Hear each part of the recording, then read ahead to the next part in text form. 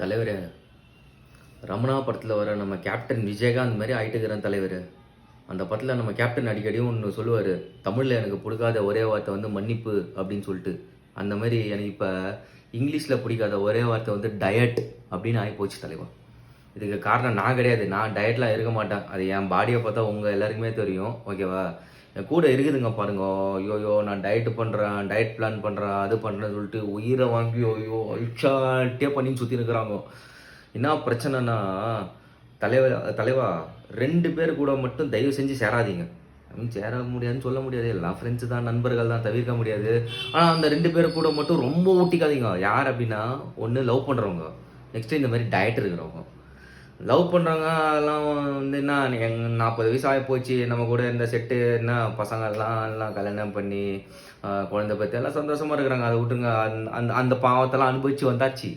இப்போ எல்லாம் 40 வயசு ஆகி போச்சா, தோ சுகரு பிபி எல்லாம் எட்டி பார்க்குதா.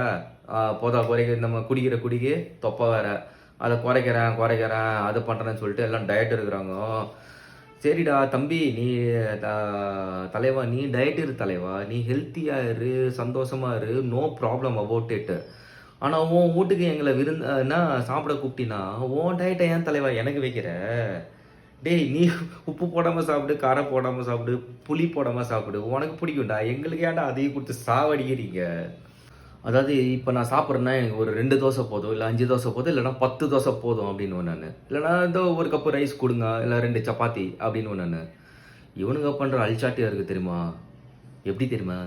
12 கிராம் புரோட்டீன், 17.5 கிராம் எனக்கு வந்து கார்போஹைட்ரேட் இல்லை ஃபைபர், இல்லைனா ஒரு 106.4 நம்ம எஃப்எம் அந்த மாதிரி கணக்கு வச்சுக்கோங்க. அவ்வளோ எனக்கு வந்து வேறு எதுனா ஒன்று. இப்படி கணக்கு பண்ணி சாவடிக்கிறாங்க தலைவா. நான் என்ன பண்ணுறது நான்?